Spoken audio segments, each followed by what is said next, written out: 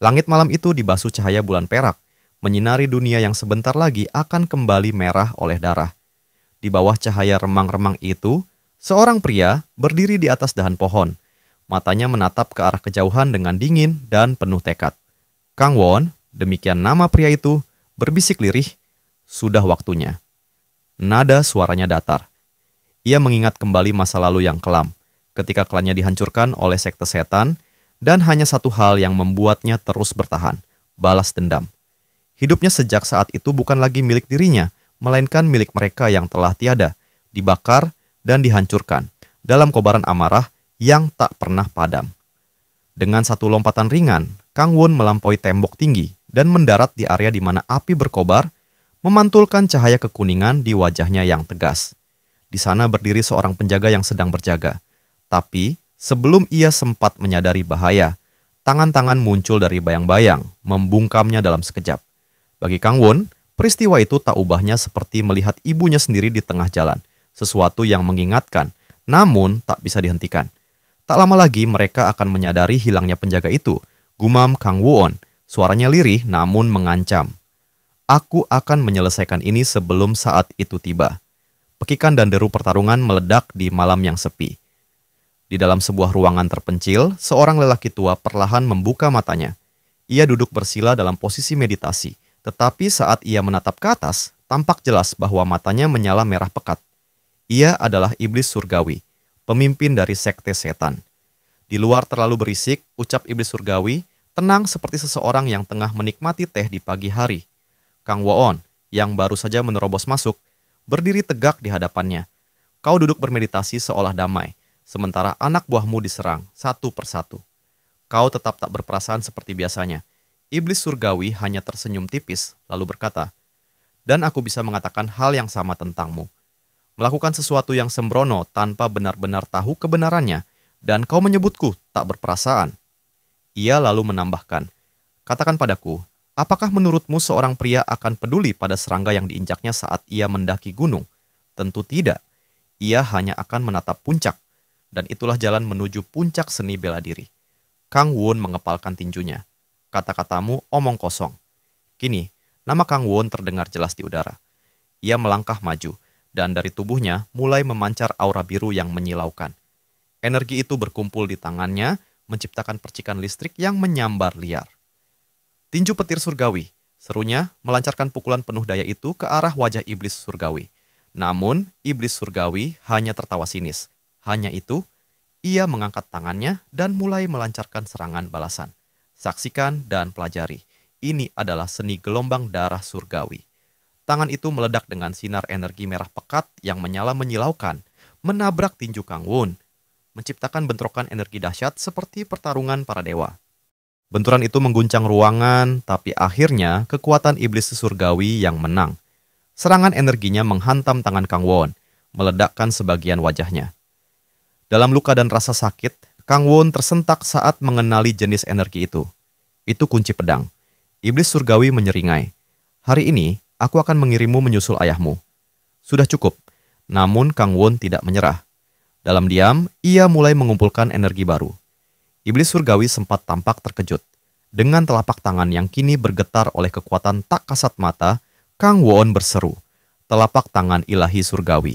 Serangan itu menghancurkan sinar energi iblis surgawi, memecahnya seakan tak berarti. Mata iblis surgawi melebar. Tidak mungkin penempan baja di tubuhku yang membuat tinjuku lebih keras dari besi dipecahkan oleh tangan kosong. Tak memberinya waktu untuk berpikir, Kang Won menghantamkan pukulannya tepat ke dada iblis surgawi. Petir membuncah ke seluruh tubuh musuhnya, menghantam keras hingga ia terlempar menghantam dinding dengan keras. Terkapar namun masih hidup, iblis surgawi menatap Kang Won, yang kini berdiri terengah-engah. "Jangan pernah menyebut ayahku lagi dengan mulut kotormu itu," desis Kang Won penuh amarah. "Aku tidak pernah melupakan semua dosa yang kau lakukan, dan dendam ini bukan milikku seorang. Ini adalah kemarahan semua orang yang telah kau hancurkan." Iblis surgawi mengerang. "Seharusnya aku sudah memusnahkan akar sekte naga awan saat itu. Aku tak tahu pencerahan macam apa yang kau terima, tapi kau benar-benar mengejutkanku." Ia menatap Kang Won dalam kekalahan, sadar bahwa pemuda yang dulu dianggap remeh kini telah menembus seni gelombang darah surgawi, sesuatu yang bahkan para tetua pun tak bisa menandingi. Dan untuk pertama kali dalam hidupnya, iblis surgawi benar-benar tidak punya pilihan lagi. Di tengah reruntuhan dan aroma darah yang masih menggantung di udara, iblis surgawi merogoh pakaiannya dan mengeluarkan sebuah labu kecil berisi cairan berwarna ungu gelap yang berputar seperti kabut racun dalam botol kaca. Melihat benda itu, Kang Won menyipitkan mata, bertanya dengan curiga, apakah itu ramuan ajaib? Iblis surgawi tidak menjawab. Ia hanya membuka tutup labu dan mulai menenggaknya sekaligus, tanpa ragu sedikit pun. Kang Won segera memperingatkan dengan suara tegang, jika kau meminum sebanyak itu dalam satu waktu, kau akan mengalami penyimpangan kunci iblis. Namun, sudah terlambat. Energi ungu yang mengerikan meledak dari tubuh iblis surgawi menghancurkan labu di tangannya. Aura gelap meluap dari dalam dirinya, membuat sekelilingnya bergetar. Tapi meski kekuatan itu meningkat drastis, wajahnya tampak tegang. Urat-urat muncul di wajahnya, dan matanya membelalak dengan sorotan gila. Sebuah raungan mengguncang langit, keluar dari mulut iblis surgawi, mengirimkan gelombang kejut ke segala arah. Kang Won terpaksa mengangkat tangannya untuk menahan hembusan angin yang seolah bisa mengoyak kulit. Kang Won hanya bisa terdiam, tak percaya dengan apa yang sedang ia saksikan. Lalu suara itu datang, Kang Won. Suara yang berat dan mengancam, tapi berasal dari belakangnya. Kang Won refleks menoleh, namun sudah terlambat. Iblis surgawi telah berada tepat di belakangnya, meluncurkan serangan sembari berbisik lirih namun mematikan, sudah waktunya kau lenyap dari dunia ini. Di saat yang sama, dari kejauhan, seseorang menyaksikan semuanya. Dengan wajah dingin ia mengucapkan sihir untuk berusaha menyelamatkan temannya. Namun sebelum serangan itu mengenai, cahaya melingkupi tubuh Kang Won. Sebuah penghalang energi muncul, menyelubunginya dalam pelindung sihir yang kokoh. Kang Won mengenali kekuatan itu. Dari balik kegelapan, seseorang melangkah maju dengan santai, seolah baru saja bangun dari tidur siang. Ia menyeringai dan berkata, "Maaf aku terlambat. Ketahuan aku malas-malasan." Kang Won menatap pria itu dengan mata berbinar. Penyihir hebat. Namun pria itu hanya menghela napas panjang. Sudah kubilang, jangan panggil aku dengan julukan konyol itu. Ia lalu menatap iblis surgawi, mengangkat satu alis. Jadi ini musuh bebuyutan yang kau bicarakan. Kang Won mengangguk. Ya, dia mengaku berasal dari dunia lain. Jika bukan karena dia, aku mungkin sudah mati tak berdaya. Tiba-tiba, latar berganti. Semua cahaya, sihir, dan kehancuran itu menguap dalam sekejap. Karena semua itu hanyalah cerita dari sebuah buku. Kini kita berada di dunia nyata. Seorang pria duduk di depan layar, wajahnya tampak frustasi. Tunggu dulu serunya. Ini cuma cerita murim biasa, kan? Kenapa tiba-tiba ada penyihir dari dunia lain? Pria itu, Jin Seawon, usia 23 tahun, mengerutkan kening, mencoba memahami. Penulisnya pasti mabuk waktu nulis bagian ini. Mana mungkin ada dunia lain tiba-tiba muncul begitu saja. Tapi meskipun ia mengeluh, senyuman samar muncul di wajahnya. Yah, aku juga bersenang-senang membacanya. Ponsel Sewon mulai berdering. Sebuah pesan masuk. Di layar tertulis bahwa ia baru saja keluar dari rumah sakit 6 bulan yang lalu. Hari ini, ia bersiap kembali ke kehidupan perkuliahan. Temannya mengirim pesan. Kau mau naik peringkat? Seawon menggeleng sambil tersenyum kecut. Apa engkau tak punya teman bermain lain? Gumamnya. Ia lalu melanjutkan monolognya dalam hati. Sama seperti banyak orang lain yang telah menyelesaikan masa wajib militer sebelum diberhentikan, Siwon telah menyusun rencana hidup. Ia ingin memperoleh sertifikasi, kembali ke universitas, dan mempelajari semua hal yang dulu tak sempat ia pelajari karena waktu habis untuk barak dan senjata. Tapi ada sesuatu yang ia lewatkan dari dunia luar. Sesuatu yang menyenangkan. Sesuatu yang membuatnya merasa hidup. Ia berjalan ke kota dengan sedikit uang di kantongnya. Ia ragu mencari pekerjaan paruh waktu, karena yang benar-benar mengisi kekosongannya adalah dunia murim dan game daring. Sebagai penggemar berat novel-novel murim, Seawon telah menghabiskan waktu berjam-jam membenamkan dirinya dalam fantasi menjadi sang protagonis. Ia masuk ke sebuah kafe PC, dan sang kasir langsung mengenalinya. Seawon, ke Loyal Ground lagi hari ini. Seawon mengangguk. Ya, 10 jam saja. Ia tahu itu berlebihan, tapi dia tidak peduli. Sejak keluar dari militer, Ia hanya bermain satu game itu, dan dalam 3 bulan saja, ia berhasil menembus peringkat 10 teratas. Ia masuk ke Discord. Aku online. Tunggu di lobi, tulisnya pada temannya. Dari turnamen kecil di kafe internet, ia bahkan kadang mendapat sedikit uang receh. Bukan banyak, tapi cukup untuk makan dan bertahan. Permainan itu sederhana. 100 pemain turun dari pesawat ke pulau luas, mengumpulkan senjata yang tersebar, dan saling membunuh hingga hanya satu yang tersisa. Seawon menyebutnya mirip PUBG. Koordinatku 120. 2 orang, ucapnya. Ia memberitahu temannya untuk melihat ke arah itu, karena di layar atas selalu ada kompas. Dan di dunia maya ini, Jin Seowon bukan lagi mahasiswa pengangguran. Di sini ia adalah pemburu. Di medan tempur digital yang sunyi namun mencekam, Jin Si-won membidik tanpa ragu. 2 tembakan presisi menghantam kepala lawan dalam sekejap. Keduanya tumbang sebelum sempat bereaksi. Dari sisi lain, terdengar suara anaknya yang penuh semangat. Hanya tinggal 2 orang lagi. Namun, Seowon mendengus pelan. Kau berisik sekali, kau sudah mati sekali, kan? Jadi kenapa masih menggonggong seperti anjing lapar? Gumamnya. Ia menambahkan dengan nada tenang, lebih baik kita bertani dulu. Tetap hidup. Kita harus cari zona aman sebelum bergerak. Di sisi lain, sang putra hanya tertawa dan menjawab dengan ringan. Baiklah, aku percaya padamu. Sementara itu, di sisi lain peta, 2 pemain lain berlari menembus bangunan besar, berharap menemukan tempat perlindungan sebelum lingkaran menutup. Saat mereka memasuki pintu gedung, mereka melihat beberapa barang jarahan berserakan di lantai. Kotak P3K, peluru, dan senjata tambahan. Salah satu dari mereka berkata dengan nada penuh harap, lihat, loot-nya masih ada, artinya dia belum masuk. Namun, seperti yang diketahui setiap veteran PUBG, itu jelas umpan. Ketika salah satu dari mereka masuk untuk mengambil jarahan, karakter Seowon, yang sejak tadi duduk diam di sudut ruangan dalam posisi berkemah, langsung menarik pelatuk. Tembakan membelah keheningan dan lawan pun tumbang tanpa sempat melawan. Rekan tim yang tersisa, yang menunggu di luar, terperanjat mendengar suara tembakan. Matanya membelalak saat melihat nama rekannya tereliminasi. Sial, dia bersembunyi di dalam. Aku harus keluar dari sini. Namun, saat ia berbalik dan mencoba kabur, 1 tembakan lagi menembus udara, menghantam belakang kepalanya. Tubuhnya langsung tersungkur ke tanah. Dan dengan itu, Si-won menang. Layar menunjukkan kemenangan khas. Winner, winner, chicken dinner. Putranya berseru dengan bangga, terima kasih sudah menggendongku. Namun Seowon hanya berkata datar, ayo antri lagi. Tapi besok kau harus mulai mengunci diri dan belajar. Kata-kata itu terdengar akrab. Kata-kata yang sudah diucapkan berkali-kali tapi tetap saja ditunda. Saat itu, ponselnya berbunyi. Sebuah notifikasi muncul di layar. Ia membukanya dan membaca pesan yang hangat namun sederhana. Apakah kamu belajar dengan baik? Kami baru saja mengirim biaya akademimu dan sedikit tambahan uang makan. Maaf karena belum bisa mengirim lebih banyak. Jaga dirimu baik-baik. Seowon terdiam 1 jam. Lalu ia menjawab, terima kasih, ibu aku akan segera tidur.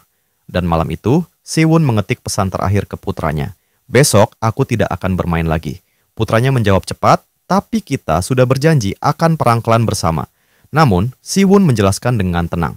Aku harus mulai ke Akademi Bahasa Inggris, dan setiap kali melihat pesan dari ibuku aku merasa bersalah. Aku sudah hidup seperti ini selama berbulan-bulan. Ketika ia kembali ke apartemennya, keheningan menyelimuti ruangan. Di dalam pikirannya, muncul firasat aneh, seolah sesuatu akan terjadi malam itu. Ia membuka handphone dan mulai melihat beberapa video pendek. Isinya orang-orang yang mengaku memiliki kekuatan misterius. Mereka menyebut diri mereka sebagai pemain. Video tersebut menyebutkan bahwa mereka pertama kali terlihat di luar negeri, makhluk kuat yang bukan berasal dari dunia ini. Namun ketika Siwon mencoba mengklik untuk menonton lebih jauh, videonya menghilang. Seolah dihapus dari internet dalam sekejap. Ini aneh gumamnya. Tapi rasa lelah lebih kuat daripada rasa penasaran. Ia pun memutuskan untuk tidur. Keesokan paginya, Seowon bangun dan mengenakan pakaiannya untuk pergi ke akademi. Tapi saat ia bersiap, putranya mengirim pesan lagi, hari ini kita harus siap untuk perang klan. Seowon menghela napas dan membalas, baiklah. 1 game terakhir. Namun, saat ia membalikkan badan cahaya ungu terang muncul di belakangnya. Sebuah aura yang tidak pernah ia lihat sebelumnya, terang, menggulung seperti pusaran energi hidup. Apa ini? Gumamnya, terkejut. Cahaya itu mulai bergerak dengan kecepatan luar biasa, menyelimuti tubuhnya. Ia tak sempat menghindar. Punggungnya menegang, dan ranselnya jatuh ke lantai dengan bunyi lembut. Tak ada satu pun jejak yang tersisa. Jin Siwon telah menghilang dari dunia ini. Jin Siwon masih berdiri terdiam dalam lingkaran cahaya ungu yang menyelimutinya. Jantungnya berdentum keras, pikirannya kacau. Apa ini? Cahaya apa? Gumamnya dengan napas tertahan. Baru saja aku memutuskan untuk berubah, untuk belajar apa ini hukuman karena terlambat membuat keputusan. Matanya perlahan terbuka, namun pandangannya kabur. Suara asing mulai terdengar, keras, tidak dikenalnya. Bahasa yang kasar dan cepat, bahasa Rusia. Apa? Kenapa mereka bicara begitu keras? Tanya Siawon dalam hati, mengangkat kepalanya perlahan. Namun pertanyaan itu segera tenggelam oleh pemandangan di hadapannya. Kerumunan orang bertarung dengan pedang dan sihir, melemparkan mantra di udara. Api dan cahaya melesat, membelah udara seperti kilat di malam badai. Siawon melongo. Apa-apaan ini? Cosplayer? Pikirnya bingung. Tapi bahkan untuk cosplay, ini terlihat terlalu nyata. Saat sebuah bola api meledak di kejauhan, Siawon melangkah mundur. Matanya menyapu area sekitar. Sebuah patung raksasa berdiri menjulang di tengah kerumunan, tak bergerak, namun suaranya terdengar di dalam kepalanya. 100 pemain telah terdeteksi. Suara itu tidak keluar dari mulut patung, melainkan bergema langsung dalam pikirannya. Siawon menggertakkan gigi. Kenapa aku bisa mendengar suara dalam pikiranku? Kenapa suara ini jelas, tapi seperti bergema? Mata patung itu mulai menyala biru, dan dalam sekejap, cahaya biru yang sama menyala samar di mata Siawon. Sebuah proses dimulai. Sinkronisasi bahasa. Bahasa Rusia yang sebelumnya ia dengar kini berubah secara otomatis menjadi bahasa Korea. Suara keras tadi kini bisa ia pahami dengan jelas. Seorang pria bertubuh besar di depan Siawon berkomentar sambil tersenyum. Hei, sekarang semua orang bisa bicara bahasaku. Kerumunan mulai ribut. Sebagian mulai membicarakan hal-hal vulgar, yang lain membicarakan sihir dan strategi. Di tengah keributan itu, dua penyihir saling berhadapan, Chiron dan Escrow. Dengan wajah penuh amarah, Escrow bertanya, Chiron, apa yang kau lakukan hingga kita semua terjebak di sini? Chiron menjawab tenang, itu yang ingin kutanyakan padamu. Kenapa kau membawa kami ke tempat ini? Escrow menggeram. Cih, kau benar-benar tidak tahu malu. Aku tidak akan tertipu oleh kata-katamu lagi. Chiron menatapnya dingin. Percaya atau tidak, itu tidak penting. Semua orang akan segera berlutut di hadapan kekuatan Raja Iblis. Mendengar itu, Escrow tak bisa menahan amarahnya. Petir mulai menyambar di tangan kirinya. Sebagai penyihir agung, aku bersumpah aku akan membunuhmu di sini. Dan setelah itu, aku akan menghabisi Raja Iblis. Ia melemparkan serangan bernama petir gaya Escrow, mengarah langsung ke tubuh Chiron. Namun, Chiron tetap berdiri tegak. Tak terluka sedikit pun. Escrow terpaku. Apa? Kau yang menyeretku ke sini. Sementara itu, Siawon berdiri di pinggir arena, menonton semuanya. Matanya membelalak. Setiap ledakan, sihir, bahkan percikan cahaya terlalu nyata. Terlalu nyata untuk sekadar mimpi. Tiba-tiba, patung itu kembali berbicara. Permainan akan dimulai. Tingkat kesulitan? Mudah. Target, masuk ke 90 besar. Peta pertama, ibu kota kerajaan. Hadiah hanya akan diberikan kepada 10 besar ke atas. Siawon menelan ludah. Tutorial akan dilewati.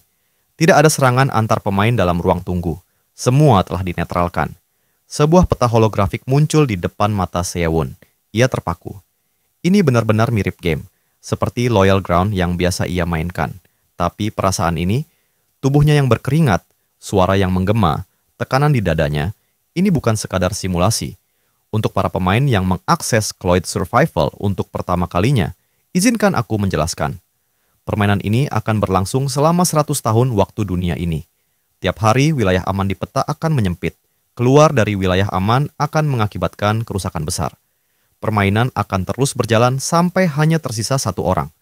Jika kalian tereliminasi atau permainan selesai, kalian akan dikembalikan ke dunia asal. Jika tidak masuk 90 besar, kalian tidak akan pernah bisa kembali ke Cloyd Survival. Selamat berjuang. Semoga beruntung.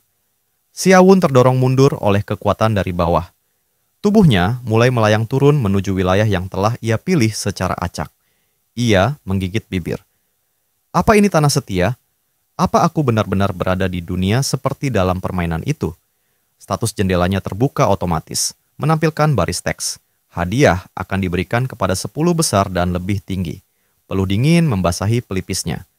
Di tengah-tengah kerumunan manusia yang tampak gila dan berbahaya, seorang pria bahkan menjilati pisaunya sambil tertawa kejam. Siwon menyadari satu hal, aku pasti akan mati di sini.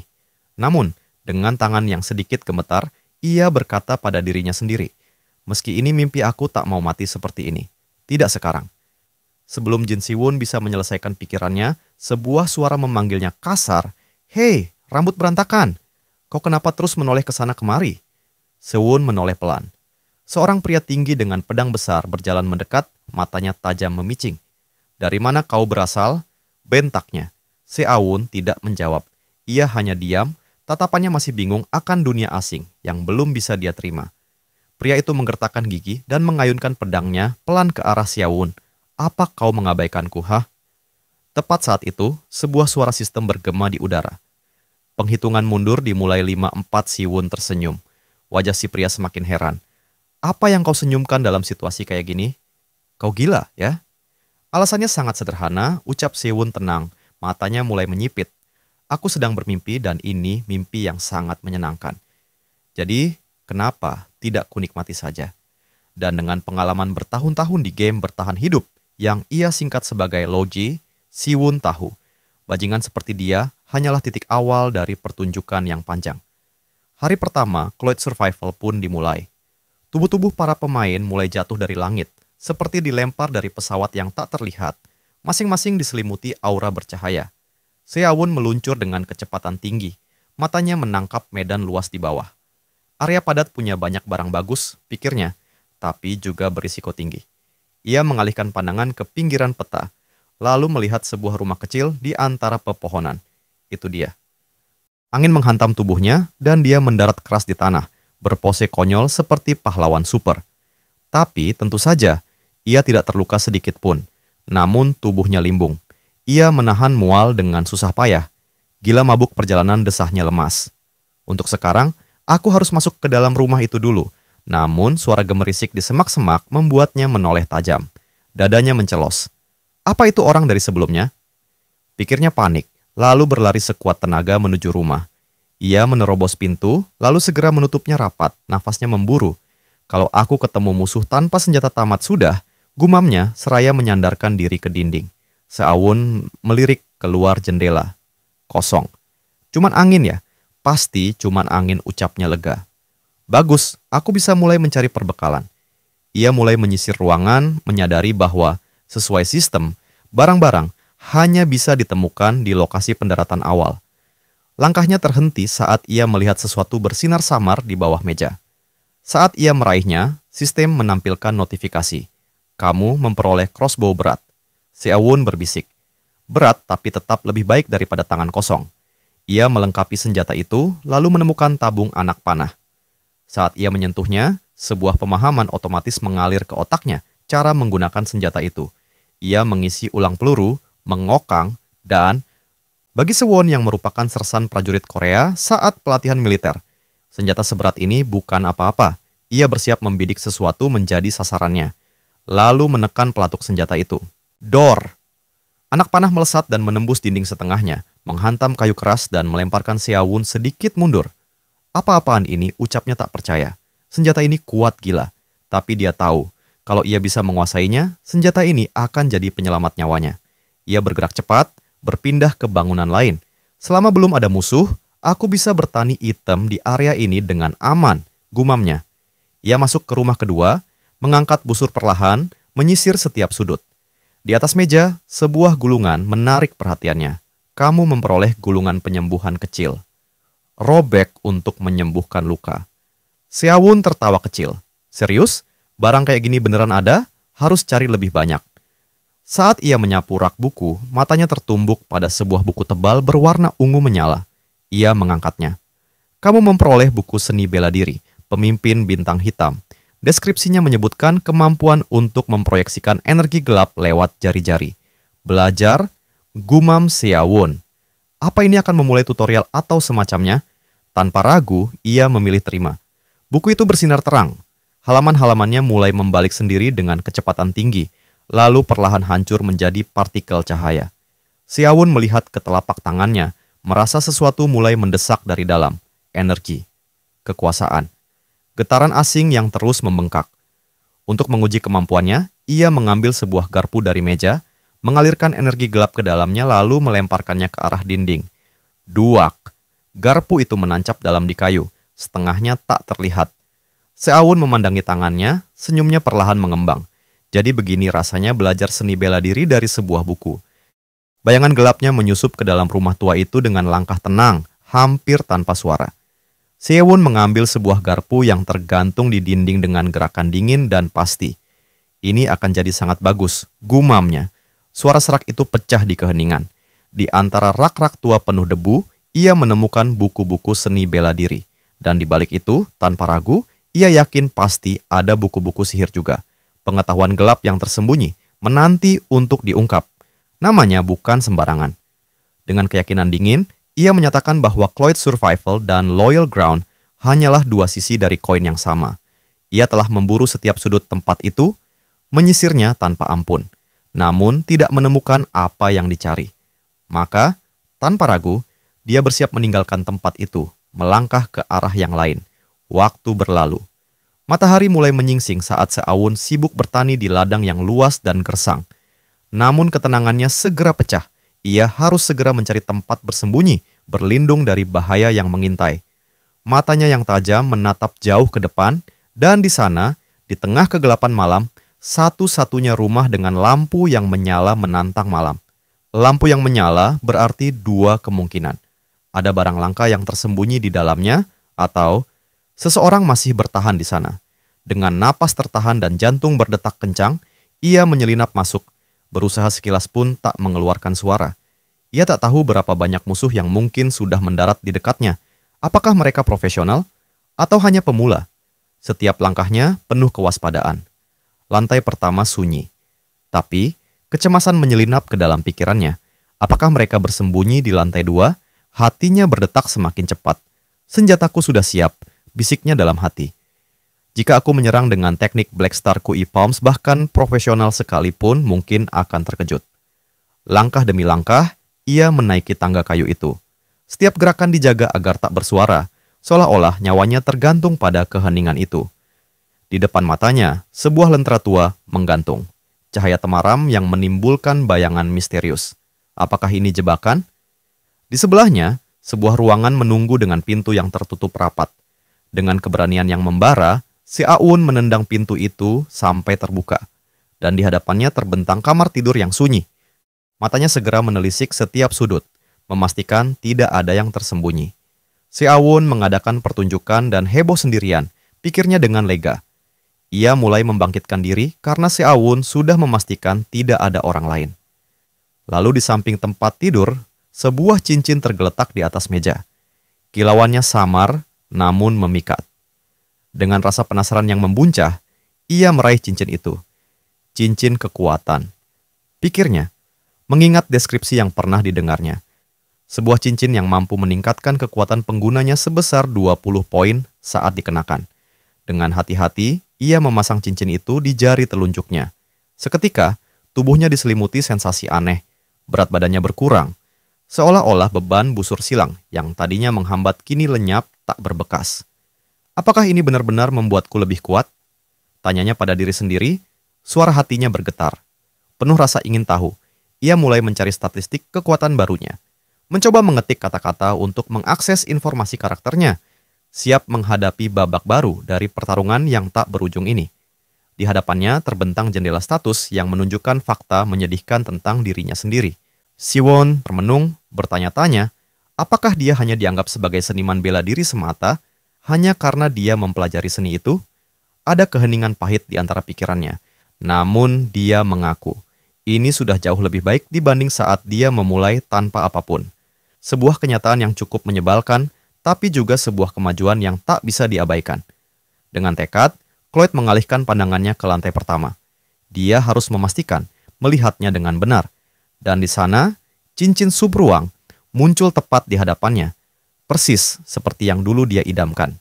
Keberuntungan seakan terus berpihak padanya. Terus saja dapat yang cocok seperti ini, gumamnya penuh kekaguman dan sedikit heran. Jendela status kembali membuka rahasia lain. Untuk menyimpan barang, Cloyd harus menyentuhnya, mengucapkan atau memikirkan kata sub ruang. Dengan tangan yang lain, dia harus menyentuh cincin itu sambil membayangkan barang yang ingin dia simpan. Barang itu kemudian akan tersimpan di sub ruang, semacam inventaris rahasia, jauh lebih praktis dari tas biasa. Tapi, jika sub ruang penuh, maka tak ada lagi ruang untuk barang baru. Ini bukan sekadar alat, tapi kunci kenyamanan dan strategi. Siwon membuka sub ruangnya. Di hadapannya terbentang ruang yang membuatnya merasa aneh namun nyaman saat mulai memasukkan gulungan penyembuhan ke dalamnya. Ini jauh lebih nyaman, pikirnya. Tidak perlu lagi membawa beban kemana-mana. Jika ini nyata, hidupnya pasti akan lebih mudah. Barang-barang itu, bersama seni bela diri yang dia kuasai, akan menjadi kekuatan nyata, jika saja dia bisa membawanya kembali ke dunia nyata. Pikiran Siwon mulai mengalir. Apakah orang-orang lain sudah tereliminasi? Melihat catatan pembunuhan di antar muka, ternyata hanya satu orang yang benar-benar tereliminasi sejauh ini. Dia ingin bertahan, bertani, hingga tersisa hanya 90 orang. Tetapi peluang mencari rumah dan mengumpulkan barang konsumsi justru jadi harapan. Beruntung sekali, dia menemukan banyak senjata tersembunyi yang bisa dipadukan dengan seni bela diri bintang hitamnya. Dia menghela napas panjang, yakin sudah melewati sebagian besar tahap. Mungkin saatnya lanjutkan perjalanan, gumamnya. Hari cerah adalah waktu terbaik untuk bertahan. Orang-orang kuat yang pernah dia lihat di ruang tunggu kini berjalan mondar-mandir dalam bayang-bayang gelap. Dengan levelnya yang sekarang, Cloyd tahu dia belum cukup kuat untuk mengalahkan mereka. Namun, harapan kecil muncul. Jika dia sembunyi dan bisa masuk ke dalam 10 besar, dia pasti bisa memberikan kontribusi, mendulang poin dari tempat seperti ini. Malam hari pasti lebih sepi. Jadi, dia berencana memeriksa area lain sebelum fajar menyingsing. Risiko yang pantas diambil jika menemukan tempat yang lebih aman dan menguntungkan. Langkahnya mantap saat meninggalkan tempat itu. Meskipun terus bergerak, Siwon tak merasakan lelah sedikit pun. Cincin kekuatan di jarinya memberikan kekuatan luar biasa. Tapi, walau kekuatannya meningkat drastis, rasa lapar dan haus tetap mendera. Kelangsungan hidupnya terasa nyata, hampir seperti di dunia yang dia tinggalkan. Dia harus mencari makanan. Kota ini harusnya menyediakan apa yang dia butuhkan. Menurut peta, rumah-rumahnya seharusnya ada di sekitar sini. Namun keheningan membuatnya bertanya-tanya, di mana sebenarnya tempat tinggal itu? Tiba-tiba suara menggeram menusuk keheningan. Seekor serigala, atau lebih tepatnya makhluk yang mengerikan, berdengung di belakangnya. Siwon berbalik cepat, berlari menyelinap ke semak-semak. Suara itu begitu tiba-tiba, tak terdengar sampai benar-benar muncul di dekatnya. Dia mengintip dari balik daun-daun, melihat sosok mengerikan dari kejauhan. Itu manusia serigala, bisiknya penuh kecemasan. Ada satu lagi makhluk lain di sampingnya, kegelapan membungkus kedua sosok itu. Saat dia menatap dengan waspada, manusia serigala itu meluncur menyerang. Siwon berhasil menghindar tepat waktu. Sebuah pohon besar remuk di belakangnya. Suara keras pecahan kayu menggetarkan udara. Kini, dua sosok itu menatapnya dengan penuh ancaman. Dia membatin, ini bukan PvP biasa. Ada monster di sini. Rasa takut merayapi tulang sumsum. Dia bukan petarung level atas, hanya seorang ranker dengan nama.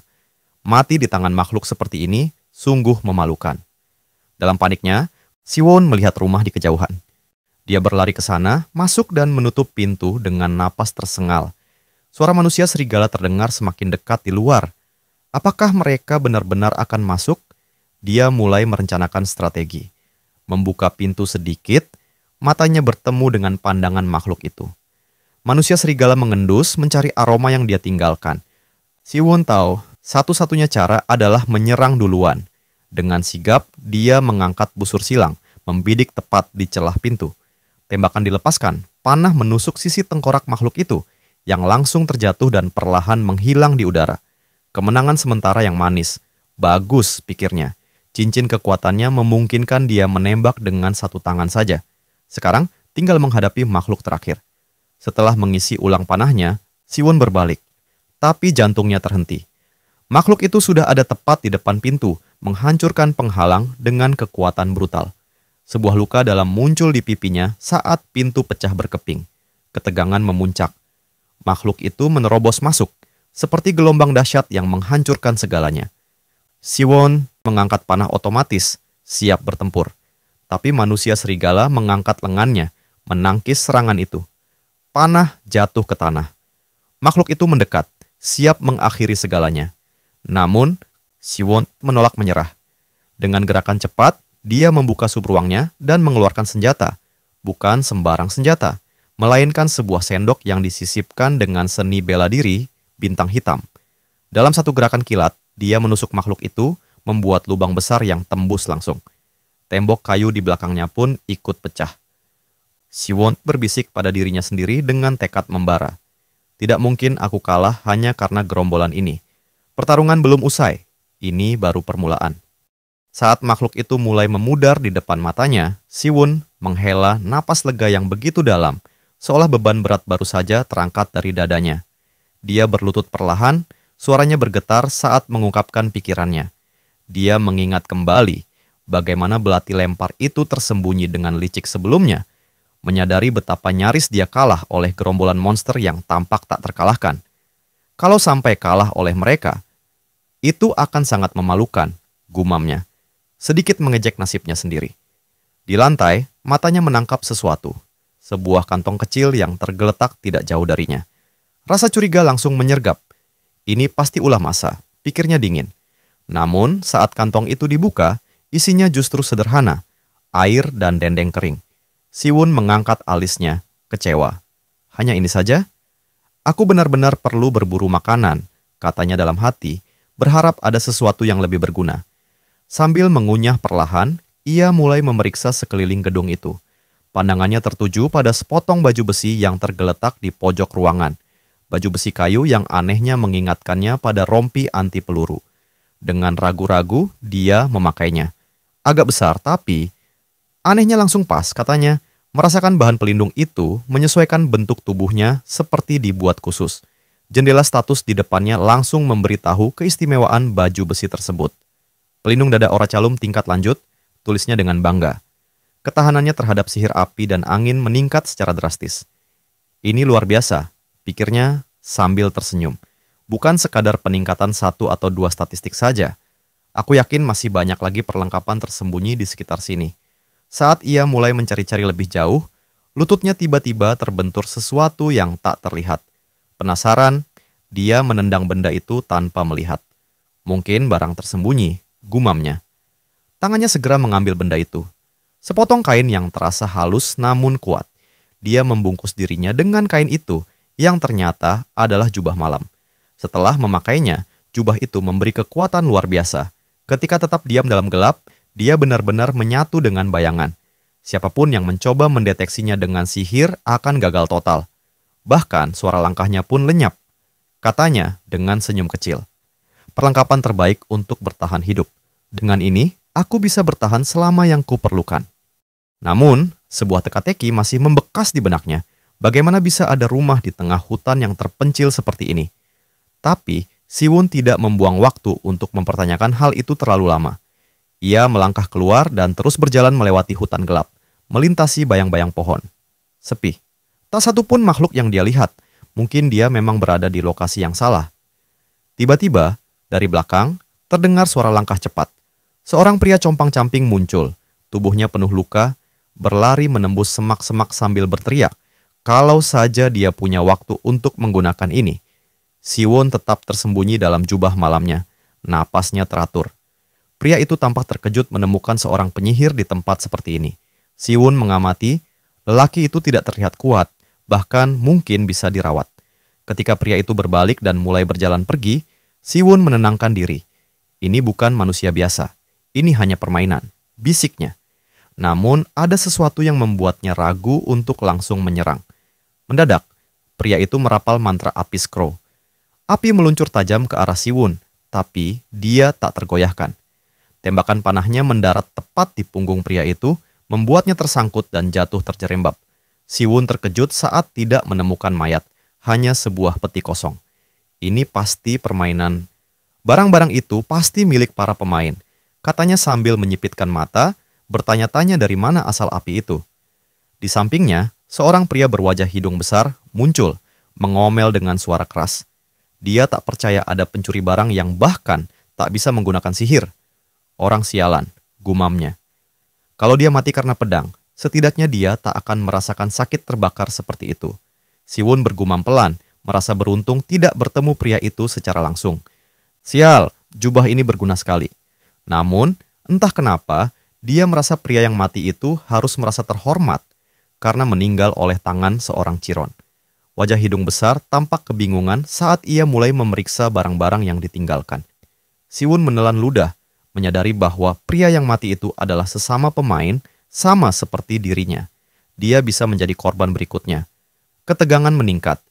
Jika seseorang memang memburu pemain untuk menaikkan pangkat, Siwon tahu satu hal pasti. Dia harus bertindak cepat untuk bertahan hidup. Tiba-tiba, serangan datang dari belakang. Chiron merasakan benturan keras mengenai penghalang sihir yang melindunginya. Dia berbalik, melihat penghalang itu mulai retak. Si hidung besar marah dan menyalahkan semua keributan itu pada bajingan kecil yang tak terlihat. Siwon mengangkat jarinya, menekan pelatuk dan menembakkan sebuah baut. Suara dentuman terdengar saat penghalang pecah lagi. Hidung besar panik, memperingatkan bahwa pelindungnya akan hancur jika serangan terus berlanjut. Dalam bayang-bayang, Siwon bersembunyi di balik jubah tidurnya tanpa diketahui. Meski hidung besar tahu lokasi kasarnya, dia tak dapat melihat Siwon dengan jelas. Dalam kemarahan, hidung besar melontarkan bola api langsung ke arah persembunyian. Keluar saja kalau kau berani, teriak hidung besar dengan suara menggelegar. Tiba-tiba, pisau lempar melesat dari semak-semak, menancap tepat di sisi tubuh hidung besar.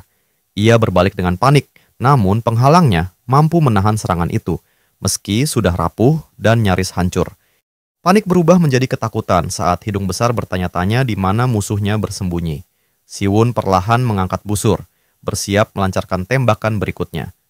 Hidung besar mulai merapal mantra api escrow lagi. Namun, sebelum ia menyelesaikan kata-katanya, pisau lempar yang lain melesat tepat ke dahinya. Air mata mengalir di matanya saat mantra terhenti dan kepalanya terhempas ke tanah. Keheningan menyelimuti. Siwon hanya terpana, terkejut bahwa dia benar-benar menang. Kini, 2 kotak jarahan terbuka di tanah, tanda kemenangan dan kelangsungan hidup yang dibayar dengan harga mahal. Siwon tahu satu hal, kalau ada yang melihat api dan mengikutinya, itu bakal jadi masalah besar, bahkan menyebalkan. Jadi dia tak mau berlama-lama. Cepat-cepat dia mulai menjarah peti milik Big Nose terlebih dahulu. Dengan cekatan, ia melempar hampir semua benda yang bisa dia bawa ke sup ruangnya, termasuk beberapa benda penyembuh yang sangat dibutuhkan. Di antara tumpukan barang itu, ada satu benda menarik yang membuat alisnya terangkat. Sebuah kalung bertuliskan escrow. Kalung itu menandakan bahwa pemiliknya adalah penyihir dari Escrow Magic Society. Seketika, kebingungannya tentang nama-nama itu mulai terpecahkan. Tapi ini, cuma barang sampah, tidak berguna, gumamnya sinis. Lebih baik aku simpan saja dulu. Dia terus menelusuri isi peti, hingga menemukan sebuah benda berkilau bernama batu lingkaran. Benda itu memungkinkan pengguna mengukir lingkaran ajaib di sekitar hati yang membuka jalan bagi penggunaan mana, sebuah kemampuan sihir. Siwon menatap batu itu dengan penuh tanya. Apakah dia benar-benar bisa menjadi penyihir? Sekarang dia mengerti mengapa pria yang melarikan diri tadi berkata, "Kalau saja aku punya waktu untuk menggunakan ini." Dengan tekad bulat, Siwon memutuskan, "Maaf, tapi aku harus gunakan ini untuknya." Ia mengambil batu itu dan dengan hati-hati melemparkan sisa barang ke dalam inventaris, memastikan semuanya tersimpan aman. Berjalan jauh ke dalam hutan, dia tiba di sebuah puncak bukit yang menghadap ke beberapa rumah. Ini kelihatannya tempat yang bagus, pikirnya, lalu melangkah ke salah satu rumah itu. Di dalam, dia mempersiapkan diri. "Kau yakin ingin menggunakan batu lingkaran ini?" "Tentu saja," jawab Siwon tanpa ragu. Tapi ada peringatan yang tidak bisa diabaikan. Begitu batu itu digunakan, dia harus tetap diam, tak bergerak selama 3 jam penuh. Selama waktu itu, dia tak boleh melakukan tindakan apapun atau memakai item. Dan dia juga harus menahan rasa sakit yang tak sedikit saat lingkaran itu terbentuk. Seketika, Dada Siwon tertusuk sakit yang luar biasa. Dia menahan jeritan yang hampir keluar, menghabiskan 3 jam penuh dalam kesakitan yang menusuk hingga ke tulang. Air liur menetes dari bibirnya ke lantai, ia menggumam, memang katanya sakit sedikit, tapi ini, aku hampir gila. Mempelajari seni bela diri itu mudah, tapi sihir jelas berbeda. Setelah rasa sakit itu berlalu, Siwon membuka jendela statusnya. Dia kini memiliki 2 pekerjaan sekaligus, dan sebuah monostat baru.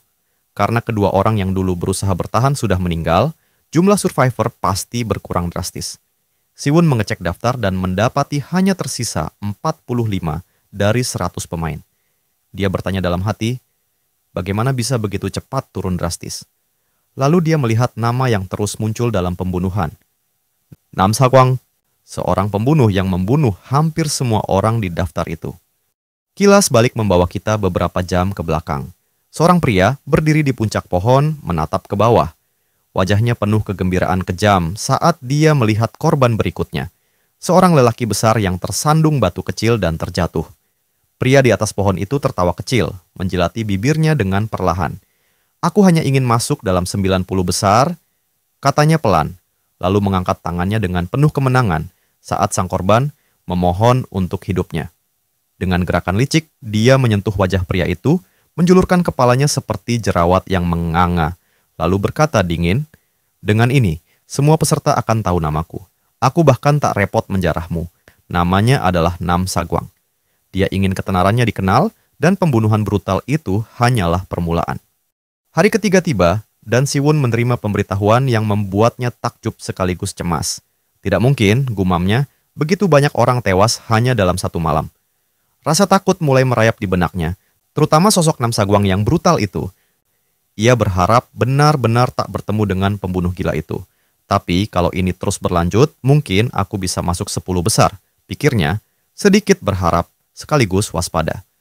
Sebelum perburuan dimulai, panitia mengumumkan hadiah khusus bagi mereka yang mencapai peringkat teratas.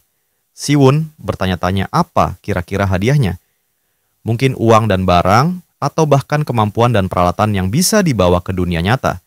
Ia membayangkan hal itu dengan penuh harap. Namun, kenyataan tetap keras. Di luar sana, pembunuh itu semakin liar, dan kekuatannya sudah melewati batas wajar. Siwon tahu, dia harus segera menyelesaikannya. Ia bisa merasakan sesuatu yang berbeda dalam dirinya, sebuah kekuatan yang mengalir dari dalam, dan dia bertanya-tanya, apakah ini yang disebut mana? Kemarin, saat menjarah, ia juga menemukan sebuah buku ajaib bernama Buku Bola Angin. Buku itu memungkinkan penggunanya menciptakan bola angin yang bisa digunakan sebagai senjata. Semakin kuat si penggunanya, semakin banyak bola yang bisa diciptakan. Siwon menatap buku itu dengan penasaran, lalu bertanya pada dirinya sendiri, apakah aku ingin menggunakannya? Tanpa ragu, ia memilih ya, dan buku itu lenyap seketika. Itu dia, katanya. Mempelajari sihir langsung di kepala. Gila. Dengan penuh fokus, ia mulai merapal mantra sihir dari gulungan dalam pikirannya. Tangannya menjulur, mengumpulkan mana di telapak, dan perlahan-lahan 4 bola angin terbentuk. Ini saja? Kok nggak kelihatan berarti apa-apa? Pikirnya skeptis. Namun saat ia mengangkat tangan seolah mengusir bola-bola itu, bola-bola angin itu melayang mundur dan bertabrakan ke dinding dengan ledakan dahsyat. Wah, ternyata jauh lebih kuat dari yang kelihatan. Gumamnya penuh takjub. Ini pasti berguna, tapi kenapa tiba-tiba aku merasa sangat lelah? Mungkin karena aku baru saja pakai sihir. Sementara waktu berjalan, area terlarang di peta mulai muncul dan garis pembatasnya mengecil. Menyadari hal itu, Siwon memutuskan untuk bertani di pinggiran perbatasan, berharap peluang bertemu pemain lain bisa diminimalisir karena separuh dari mereka sudah hilang. Namun saat ia berjalan menyusuri jalan setapak, ada sosok misterius yang mengamati dari atas pohon. Seorang lelaki tua yang tak bergerak, hanya menatap dengan penuh perhatian. Menarik sekali, bisik sang lelaki, lalu melompat turun tanpa suara. Lompatan waktu membawa kita ke setengah hari kemudian. Siwon mengingat rumah-rumah yang ada di peta, lalu terkejut saat hanya melihat kotak jarahan, berserakan, dan bercak darah di lantai. Tiba-tiba, suara langkah kaki dari belakang membuatnya panik. Insting bertahan hidup segera menyala. Ia mengaktifkan bola angin dan menembakkannya tepat ke sumber suara yang membuat pintu meledak. Apakah ini benar-benar cuma angin? Gumamnya, masih waspada. Ia menatap ke dalam dan terkejut melihat darah di mana-mana. Mereka pasti terluka parah, tapi kalau begitu, mereka pasti membawa barang-barang kuat, karena bisa bertahan selama ini. Kalau aku bisa membunuh mereka, bisa dapat loot yang luar biasa. Tapi akalnya lebih kuat daripada nafsu. Tapi aku harus prioritaskan bertahan hidup, katanya pada diri sendiri, lalu cepat-cepat meninggalkan tempat itu. Dari sisi lain pintu, pria yang ia kejutkan itu menghela napas lega. Alhamdulillah dia cepat bersembunyi. Kalau tidak, aku pasti sudah mati. Padahal pria itu sebenarnya bisa mengalahkan Siwon dengan mudah, kalau saja dia tidak terluka parah dan buru-buru menjarah lalu pergi. Namun tiba-tiba, sebuah anak panah melesat dan menancap tepat di samping kepala pria itu. Ia sadar telah terpancing perangkap. Saat tubuhnya mulai menghilang, kita melihat Siwon mengamati dari jauh, tersenyum tipis dan berbisik, "Terima kasih sudah jatuh ke perangkapku." Dia berkata pada dirinya sendiri akan bertani dengan cepat, lalu pergi ke tepi zona terlarang. Sementara itu, lelaki tua yang tadi mengamati berkata dengan penuh kekaguman. Dia tampaknya cukup terampil. Siwon sadar bahwa dia sempat lengah saat pria itu tiba-tiba muncul di hadapannya. Namun pria tersebut dengan tenang berkata, "Tidak perlu takut, aku hanya ingin menanyakan beberapa hal kepadamu." Siwon pun bertanya siapa sebenarnya pria itu, tapi jawaban yang dia dapat malah membuatnya penasaran. Pria tua itu berkata, "Mungkin kamu tidak akan tahu siapa aku jika aku memberitahumu, karena kita semua menjalani kehidupan yang sangat berbeda." Siwon hanya bisa mengamati pria itu dengan penuh tanda tanya. Ia merasa pria ini benar-benar berbeda dari siapapun yang pernah ia temui selama ini. Lelaki tua itu lalu bertanya, apakah Siwon pernah ikut dalam drama seperti ini sebelumnya? "Apa maksudmu dengan bermain?" tanya Siwon. "Masih bingung?" Pria tua itu menjelaskan bahwa dia sudah memperhatikannya sejak lama dan melihat bagaimana Siwon beradaptasi dengan sangat cepat. Bahkan ia yakin bahwa Siwon sudah tahu bahwa semua ini sebenarnya tidak nyata. Siwon terkejut, bertanya berapa lama sebenarnya ia telah diperhatikan dan bagaimana pria itu bisa begitu tahu. Dia menjawab bahwa ini adalah pertama kalinya dia dibawa ke dunia ini, meskipun dia pernah memainkan permainan serupa di dunia asalnya. "Itu menarik," ucap pria tua itu. Siwon menebak dari penampilan pria itu bahwa dia pasti bukan berasal dari dunia yang sama dengannya. Hari mulai gelap dan pria tua itu bertanya, apakah di dunia Siwon bulan sebesar ini? Siwon mengakui dia tidak terlalu menyadarinya, tapi bulan di sini memang sangat besar, dan pria tua itu setuju. Kemudian pria itu meminta Siwon menjelaskan lebih banyak tentang permainan yang ia sebutkan. Siwon ragu dan bertanya, apakah benar-benar tempat ini cocok untuk pembicaraan seperti itu, karena rawan disergap. Pria tua itu hanya tersenyum dan berkata, "Aku curiga ini akan jadi pembicaraan yang panjang, jadi lebih baik kita pindah ke tempat lain." Siwon lalu bertanya bagaimana pria tua itu bisa yakin tidak akan membunuhnya. Dengan tegas tapi tenang, pria itu memegang Siwon erat dan berkata, "Aku yakin kau tahu jawabannya." Tanpa peringatan, pria tua itu mulai melompat dari satu pohon ke pohon lain, menggendong Siwon, bergerak begitu cepat hingga pipinya tertiup angin. Siwon sama sekali tak menyangka pertemuan ini akan berujung seperti ini. Malam itu, di tempat lain, lelaki tua itu menjelaskan sedikit tentang dunia Siwon. Dunia itu terasa sangat ajaib dan penuh dengan peradaban maju. Siwon merasa kesulitan menjelaskan secara detail, tapi menegaskan bahwa tempat asalnya memang sangat maju. Pria tua itu mengatakan bahwa ia kagum Siwon bisa menyesuaikan diri begitu cepat. Ketika Siwon bertanya berapa lama dia sudah memperhatikannya, pria tua itu mengaku sudah bersamanya sejak mereka diturunkan di dunia ini. Siwon bertanya, apakah pria tua itu sedang membaca pikirannya, tapi jawabannya hanya tertawa dan berkata bahwa ia berencana menikmati udara segar di pegunungan selama 100 hari ke depan. Namun, rasa penasarannya tentang apa yang dilakukan Siwon membuatnya memutuskan untuk berbicara, dan dia tidak berniat menyakiti Siwon, jadi tak perlu terlalu berhati-hati. Siwon hanya bisa menggeleng dan berkata, dia sendiri tak tahu mengapa mereka dibawa ke sini.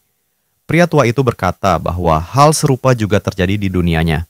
Menurut Siwon, ini hanyalah jenis permainan yang dimaksudkan untuk kesenangan dan tidak ada yang benar-benar mati. Maka dari itu, jika soal makhluk gaib yang menculik orang, dia tak punya cara untuk mengetahuinya.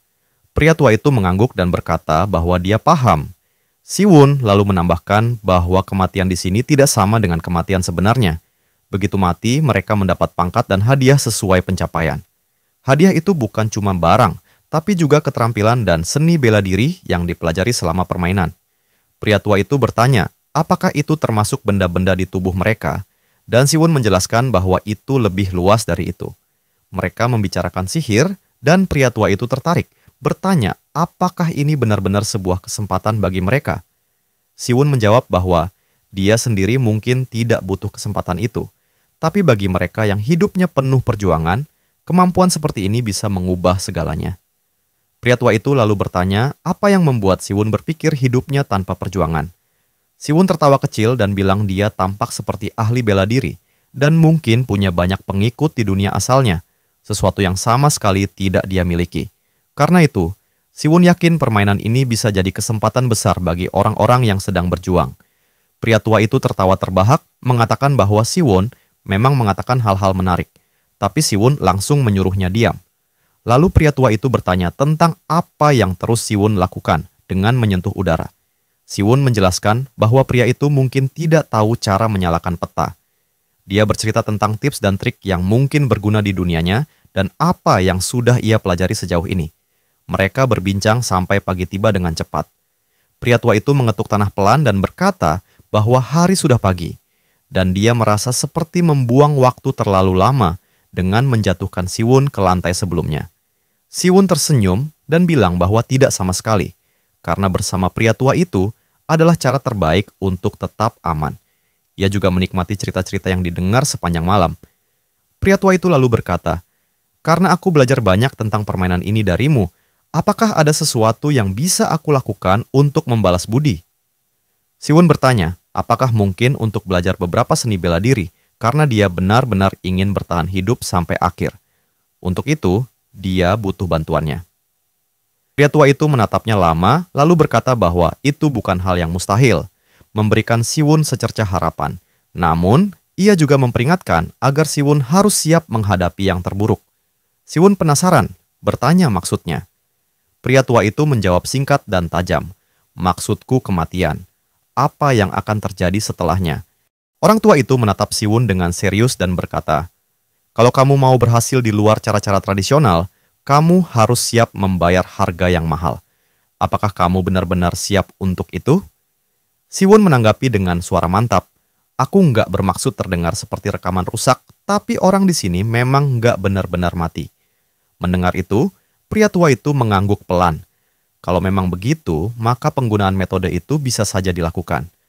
Siwon penasaran, apa itu akan membuatku lebih kuat? Setidaknya layak untuk dicoba, jawab lelaki tua itu. Siwon bertanya apa yang harus ia lakukan, dan pria tua itu segera meletakkan telapak tangannya di kepala Siwon untuk memeriksa energi batinnya. Ekspresinya langsung berubah, "Energimu lebih rendah dari anjing peliharaanmu. Bagaimana bisa kamu begitu lemah?" Siwon menjelaskan, "Di dunia asalku, tak ada yang namanya seni bela diri atau energi batin." Pria tua itu menyuruh Siwon duduk dalam posisi lotus dan mulai menepuk-nepuk kepalanya, seperti sedang memantulkan bola basket. "Kamu akan merasakan sakit yang mirip dengan kematian. Tapi jangan bergerak sedikit pun." Siwon gemetar. "Apa yang harus aku lakukan?" "Menanggungnya," jawab pria tua itu tegas. "Kalau kamu gagal, kamu akan mati." Saat pria tua itu mulai menggerakkan kunci-kunci energi dalam tubuh Siwon, semua indera Siwon menjadi sangat gelisah. Angin yang berhembus terasa seperti bilah pisau tajam menusuk kulitnya dan bernapas saja seperti menghirup racun bercampur kotoran. Ia bahkan bisa mendengar suara semut merayap di rerumputan. Rasa sakitnya menusuk tajam, naik perlahan hingga mencapai bagian atas kepalanya. Siwon menjerit, sinar energi memancar dari mulut dan matanya. Dalam kepanikan, ia bertanya-tanya apakah ini adalah saat kematiannya, berkeringat dingin karena gugup. Namun, seolah waktu membeku sejenak, pria tua itu menanamkan sesuatu ke dalam dirinya. Sebenarnya, Siwon hanya berkeringat deras, sampai akhirnya pria tua itu berkata, "Sudah selesai." Siwon buru-buru menahan muntah, lalu mengeluarkannya. Pria tua itu tersenyum, "Melihat kamu bisa menahan semua ini memberitahuku bahwa tubuhmu tidak buruk, dan kamu punya watak bawaan yang kuat. Setelah aku memperbaiki aliran kuncimu, tubuhmu akan terasa berbeda dari sebelumnya. Siwon bertanya apa langkah selanjutnya, dan pria tua itu mengingatkan, "Kamu pernah bilang ingin menjadi kuat secepat mungkin, kan?" "Iya," jawab Siwon. Orang tua itu menjawab, "Aku sudah mendorong jiwamu sedikit menjauh dan menciptakan gerbang inspirasi di ruang batinmu. Manusia normal menyerap energi hanya lewat pernapasan, tapi sekarang kamu punya gerbang lain untuk menyerap energi khusus." Siwon penasaran, apa yang berubah? Manusia terdiri dari pikiran, tubuh, dan jiwa. Ketiganya disatukan oleh kunci kehidupan. Tebak apa yang terjadi pada kunci kehidupan saat seseorang meninggal? Siwon mencoba menjawab, "Kuncinya hilang." Tidak jawab pria tua itu sambil memberikan contoh air yang menetes di daun. Saat tetesan itu jatuh, ia tak hilang, tapi tersebar di tanah dan diserap oleh alam, melanjutkan siklus kehidupan. Namun, ada juga yang menganggap siklus ini mubazir. Mereka rela membunuh untuk merampas kunci kehidupan orang lain. Tapi mereka yang berjuang di jalan ini selalu dalam keadaan tidak stabil. Keharmonisan yin dan yang mereka hancur. Sehingga mereka kehilangan seni bela diri atau mati. Pria tua itu menjelaskan bahwa teknik pikiran yang dia berikan memungkinkan Siwon menyerap kunci-kunci kehidupan yang tersebar, seperti para pemburu kunci kehidupan yang tangguh itu. Siwon terkejut. "Jadi kamu baru saja memberi jaminan kematian padaku?" Pria tua itu mengangguk, sedikit berbeda. "Karena tidak seperti mereka yang membangun gerbang dengan merekonstruksi pembuluh darah, aku menggunakan jiwamu yang masih kosong itu. Kamu tak punya energi batin seperti lembaran kosong. Jadi aku mengubah urat nadimu agar kamu bisa menyerap kunci kehidupan secara harmonis. Itulah kenapa aku memberimu teknik pikiran yang dilarang di Zongyuan." Siwon berkata, "Mungkin karena latar permainan ini." Pria tua itu tersenyum, "Aku suka cara kamu cepat memahami sesuatu. Aku merasakannya kemarin, tempat-tempat di mana orang meninggal menyimpan kunci kehidupan yang tertinggal. Masalahnya, teknik pikiran ini biasanya hanya berhasil lewat pembunuhan. Tapi di sini, itu bukan masalah. Agar bisa bertahan hidup, kamu harus menyingkirkan orang lain. Di akhir 100 hari, kamu akan mencapai level yang cukup tinggi." Orang tua itu berdiri, "Sudah waktunya kita berpisah. Aku berharap akan menyenangkan bertemu denganmu lagi." Siwon buru-buru menahannya. "Tunggu, kamu sudah banyak membantuku. Setidaknya, aku ingin tahu namamu." Orang tua itu akhirnya memperkenalkan dirinya dengan tenang. "Namaku Jang Ocheon. Semua orang menjulukiku Deep Valley Standing Kindly." Dia berdiri dengan ramah, menatap Siwon dengan tatapan hangat. "Teknik pikiran yang kuberikan kepadamu itu disebut White Martial Physic Arts." Siwon membungkuk penuh hormat. "Aku tidak akan pernah melupakan ini." Jang Dakian tersenyum dan menyuruhnya untuk mulai membiasakan bernapas dalam-dalam. "Kalau kamu terus mengumpulkan tenaga dalam melalui tarianmu, kekuatanmu akan tumbuh perlahan tapi pasti." Dia kemudian membuka peta di udara, menunjukkan kepada Siwon cara memanfaatkannya. "Ini sangat praktis. Aku akan menemuimu lagi kalau ada kesempatan." Siwon mengangguk, menatap pria tua itu yang perlahan menghilang melayang di udara. "Dia menghilang begitu cepat, seperti yang aku harapkan," pikirnya. "Kalau aku bisa menggunakan teknik gerakan Guanggong yang sama, aku juga bisa berkeliling dengan nyaman." Dengan tekad, Siwon memutuskan kembali ke pinggiran kota sesuai rencana. Ia sempat diculik ke pusat permainan dalam sekejap, tapi perjalanan pulang memakan waktu setengah hari. Kini kita melihatnya bersembunyi di semak-semak depan sebuah rumah yang lampunya menyala. "Sama saja seperti terakhir kali," gumamnya. Entah rumah itu kosong atau penghuninya baru dan belum tahu cara mematikan lampu, tapi Siwon memutuskan untuk masuk. Dia bergerak hati-hati, masuk ke dalam, memeriksa setiap sudut rumah dengan teliti, lalu perlahan membersihkan ruangan itu. Lampu di lantai atas perlahan padam. Benar juga, sudah waktunya untuk bertani beberapa barang. Namun setelah mengecek isi rumah, dia kecewa, omong kosong. Hanya ada barang-barang tak berguna, gulungan penyembuhan kecil dan dendeng. "Aku datang tanpa hasil." Dengan nada menguap, dia berkata, "Aku tidak tidur semalam karena terus menggonggong pada si tua itu sepanjang malam. Sudah waktunya tidur, aku sangat lelah." Siwon pun tertidur nyenyak sampai pagi. Hari sudah masuk hari kelima, dan Siwon masih tidur ketika suara langkah kaki mendekat. Suara itu membangunkannya saat seorang pria masuk ke rumah. Siwon langsung menyadari ada seseorang di luar dan perlahan meraih busur panahnya.